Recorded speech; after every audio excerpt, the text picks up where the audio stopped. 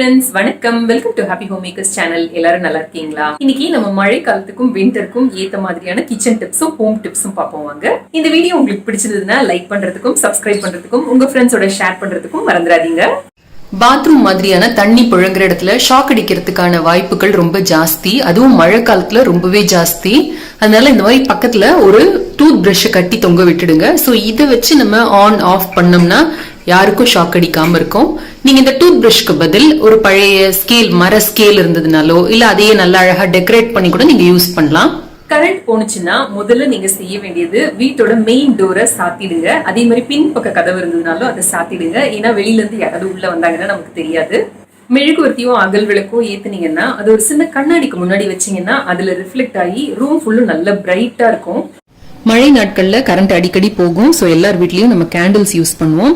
அது அங்கங்க வச்சோம்னா அங்கங்க அப்படியே சொட்டி சொட்டி அசிங்கமா இருக்கும். அதை ப்ரிவென்ட் பண்றதுக்கு இந்த மாதிரி ஒரு அகல் விளக்குல வச்சிடலாம்.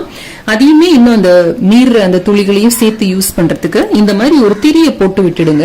இந்த மாதிரி போட்டு விட்டீங்கன்னா அந்த உருக உருக அந்த மெழுகு சேர சேர நம்ம அதுக்கு அப்புறமா இதை திரியை ஏத்தனோம்னா அந்த இருக்கிற மெழுகு எல்லாத்தையும் யூஸ் பண்ணலாம். வேஸ்ட் ஆகாம இருக்கும், இடமும் நீட்டா இருக்கும். மெழுகுவர்த்தியை ஏத்துறதுக்கு முன்னாடி ஃப்ரிட்ஜ்ல ஒரு 10 நிமிஷம் வச்சு எடுத்தீங்கன்னா நின்னு நிதானமா ரொம்ப நேரத்துக்கு எரியும். மழை காலங்கள்ல நம்மளோட இரும்பு கத்திகள் ரொம்ப சீக்கிரமா துருப்பிடிச்சு போயிடும். இதை ரொம்ப ஈஸியா கிளீன் பண்ணலாம். ஒரு வெங்காயம் எடுத்துக்கோங்க, அதை பாதியா கட் பண்ணி நல்லா இதுல தேய்ச்சிருங்க. ஒரு ½ அன் ஹவர் விட்டுட்டு இதை நல்லா வாஷ் பண்ணி எடுத்துருங்க. எடுத்து தொடச்சிட்டு கொஞ்சமா எண்ணெய் பூசிட்டு அடுப்புல லேசா சூடு பண்ணினீங்கன்னா போதும். அந்த எண்ணெய் ஒட்டுற அளவுக்கு சூடு பண்ணீங்கன்னா போதும். அதுக்கப்புறமா எடுத்து நீங்க வச்சிட்டீங்கன்னா அவ்வளவு சீக்கிரம் துருப்பிடிக்காது.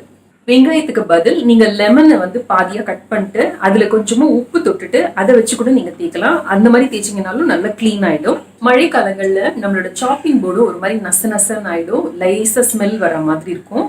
அதுக்கும் நீங்க ஒரு 2 டேபிள் ஸ்பூன் அளவுக்கு வினிகர் எடுத்துக்கோங்க. அது கூட 1 டேபிள் ஸ்பூன் அளவுக்கு பேக்கிங் சோடா போட்டு நல்லா அந்த சாப்பிங் போர்ட்ல தேய்ச்சி நல்லா கழுவி எடுத்துட்டு கொஞ்சமா சுடு தண்ணி விட்டு ஒரே ஒரு அலசி எடுத்து நல்லா தொடச்சிட்டு காய வச்சு எடுத்து வச்சிடுங்க.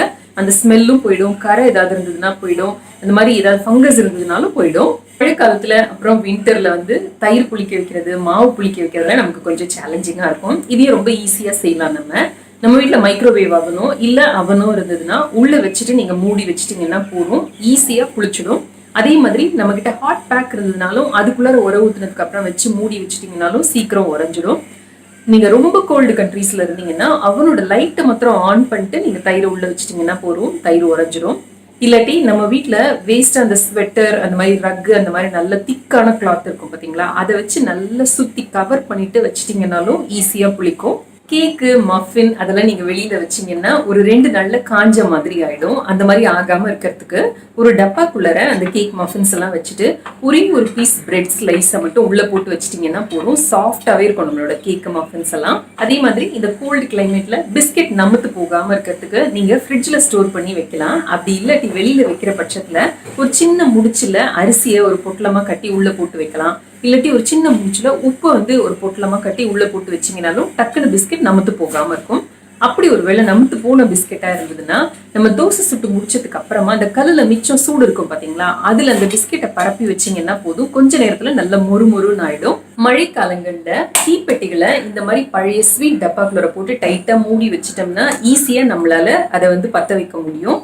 மழை காலத்துல இந்த மாதிரி மெழுகுவர்த்தி, அதுக்கப்புறமா தீப்பெட்டி எல்லாத்தையும் ஒரே டப்பால போட்டு, இந்த மாதிரி பழைய ஸ்வீட் டப்பால போட்டு மூடி எல்லாருக்கும் தெரிஞ்ச ஒரு இடத்துல, காமனான இடத்துல வச்சிட்டீங்கன்னா டக்குன்னு கரண்ட் போயிடுச்சுன்னா எடுத்து மெழுகுவர்த்தி ஏத்தி வைக்கிறதுக்கு வசதியா இருக்கும். மழை காலத்துல அப்பளம் வெளியில வச்சோம்னா நமுத்து போன மாதிரி ஆயிடும், பொரிச்சோம்னாலும் நல்லா கிறிஸ்பா இருக்காது. அதுக்கு ஒரு ஜிப்லாக் கவர்ல போட்டு நீங்க ஃப்ரிட்ஜ்ல வச்சிட்டீங்கன்னா ஃப்ரெஷ்ஷா நல்லா இருக்கும்.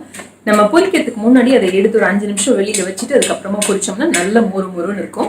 மழை காலத்துல நம்ம வாங்குற சமையல் எண்ணெய்கள் சிறுக்கடிச்ச மாதிரி ஆயிடும். அதை ப்ரிவென்ட் பண்றதுக்கு எண்ணெய் வாங்கின உடனே அதுல 1 or 2 drops அளவுக்கு விளக்கெண்ணெய், நல்ல விளக்கெண்ணெயா ஊத்தி நல்லா மிக்ஸ் பண்ணி வச்சிருங்க. அவ்வளவு டக்குன்னு எண்ணெய் கெட்டு போகாம இருக்கும்.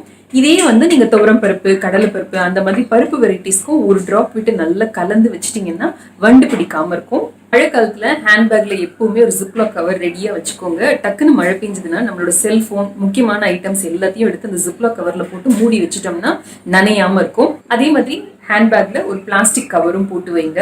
மழை பெஞ்சதுன்னா டக்குன்னு அந்த ஹேண்ட்பேக் அந்த பிளாஸ்டிக் கவருக்குள்ள போட்டு ஒரு முடி போட்டு வச்சிட்டீங்கன்னா நல்ல காஸ்ட்லியான ஹேண்ட்பேக்ஸ் வந்து வேஸ்ட் ஆகாம இருக்கும். மழை காலத்துல நமக்கு வந்து துணி காய வைக்கிறது ரொம்ப சேலஞ்சிங்கா இருக்கும். வீட்டுல கொடி கட்டி வச்சோம்னாலும் பாக்குறதுக்கு அசிங்கமா இருக்கும்.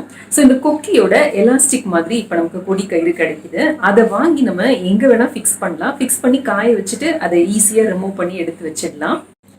இந்த டிப்ஸ் எல்லாம் உங்களுக்கு ரொம்ப பிடிச்சிருக்கும்னு நினைக்கிறேன். யூஸ்ஃபுல்லாகவும் இருக்கும்னு நினைக்கிறேன். அவசியம் இதெல்லாம் ட்ரை செய்து பாருங்க. ட்ரை செய்து பார்த்து உங்களோட கமெண்ட்ஸையும் ஃபீட்பேக்கையும் கீழே இருக்கிற கமெண்ட் செக்ஷன்ல எழுதி அனுப்புங்க.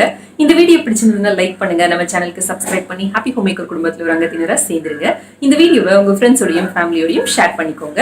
இந்த மாதிரி நிறைய டிப்ஸ் அண்ட் ட்ரிக்ஸ் வீடியோ நம்ம சேனல்ல இருக்கு. அதோட லிங்க் வந்து நான் உங்களுக்கு கீழே டிஸ்கிரிப்ஷன் பாக்ஸ்ல கொடுக்குறேன், பாருங்க. நம்மளோட மற்ற 2 சேனலான ஹாப்பி ஹோம் மேக்கர் கோலம் 2 பாருங்க. சப்ஸ்கிரைப் பண்ணிக்கோங்க, சப்போர்ட் பண்ணுங்க. நம்ம சேனல்ல வர ப்ராடக்ட்ஸ் ஏதாவது வாங்கணும்னா கீழே அமேசான் லிங்க் இருக்கு.